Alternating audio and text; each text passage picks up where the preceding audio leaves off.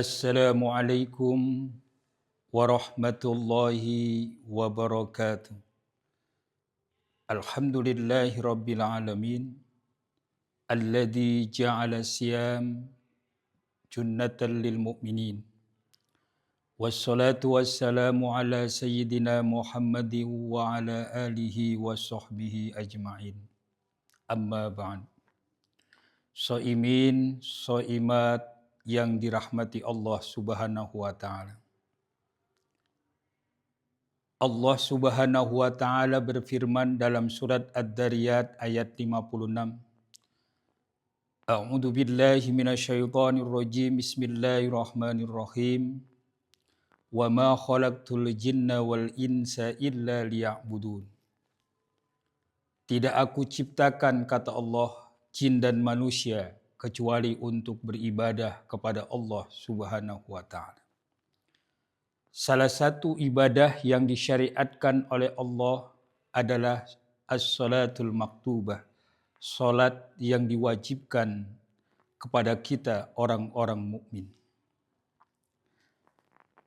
Salat bisa sempurna dan bisa dirasakan, bisa berdampak dalam kehidupan setiap manusia apabila salat itu dilaksanakan, disempurnakan dengan adab sholat.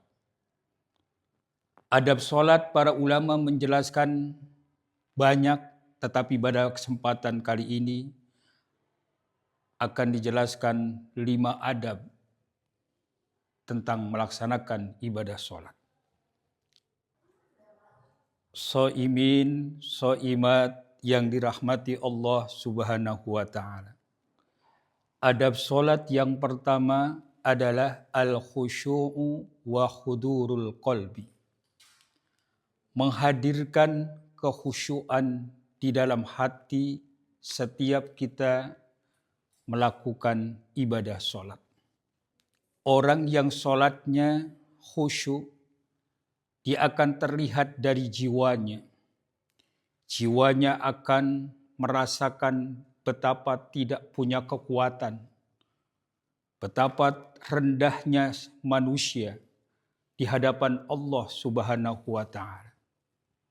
Orang yang khusyuk salatnya selalu memandang ke tempat sujud. La yarfa'una absarahum min mawadi'is sujud. Pandangannya terfokus ke tempat sujud. Allah Subhanahu wa taala menegaskan, qad aflahal mu'minun alladzina hum an salatihim khashi'un. Sungguh sangat beruntung orang-orang mukmin ketika melaksanakan ibadah salat dilaksanakan dengan khusyuk. Pandangan ke tempat sujud. Adab salat yang kedua adalah tahsinul hay'ah qabla dukhulis salat. Mempersiapkan diri dengan sebaik-baiknya sebelum melakukan ibadah salat. Adab yang kedua ini juga penting bagi kaum muslimin dan muslimat, mukminin dan mukminat apabila kita hendak melaksanakan ibadah salat. Pakaian kita harus disiapkan dengan pakaian yang baik dan suci. Anggota badan kita dalam keadaan bersih dan suci. Tempat ibadah kita dipersiapkan dalam keadaan bersih dan suci. Lingkungan kita pun harus dalam keadaan bersih dan suci. Agar ketika kita melaksanakan ibadah salat, kita laksanakan dengan nyaman, dengan penuh kekhusyuan, dan kita menghadap kepada Allah Subhanahu wa taala dengan penuh ketadalulan, dengan penuh kerendah hatian menghamba kepada Allah Subhanahu wa taala. Allahu Akbar.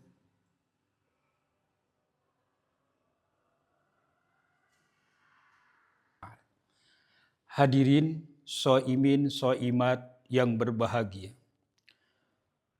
Adab solat yang ketiga adalah tajnibul iltifati fi asna'is solah.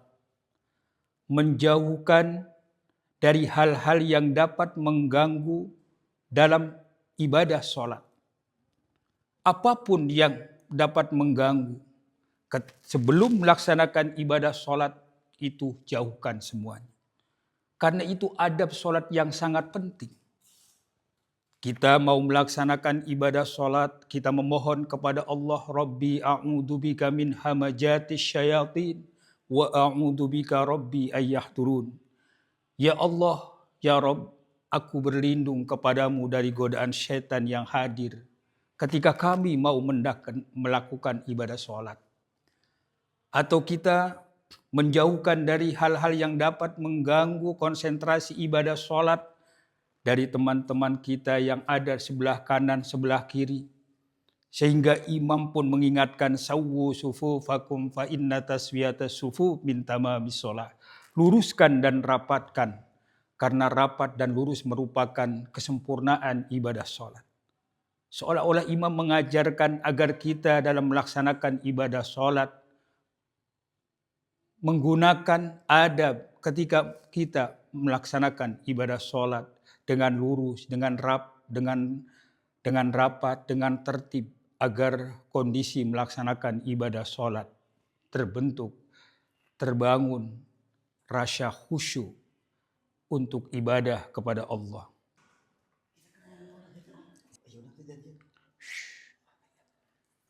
Allahu Akbar.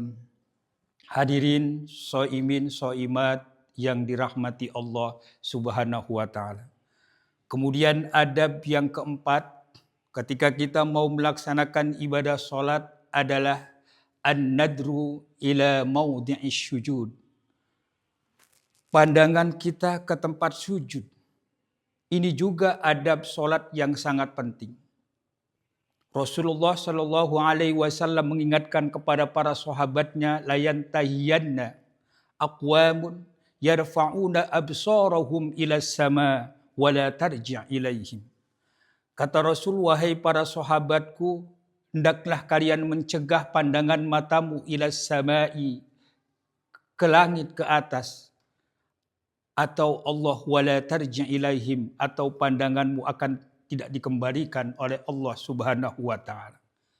Seolah-olah Rasulullah mengajarkan adab kepada kita ketika melaksanakan sholat, mata kita tidak boleh jelalatan. Mata kita tidak boleh menengok kanan dan kiri, tetapi fokuslah kepada tempat sujud. An-nadru ila maudhi'is sujud.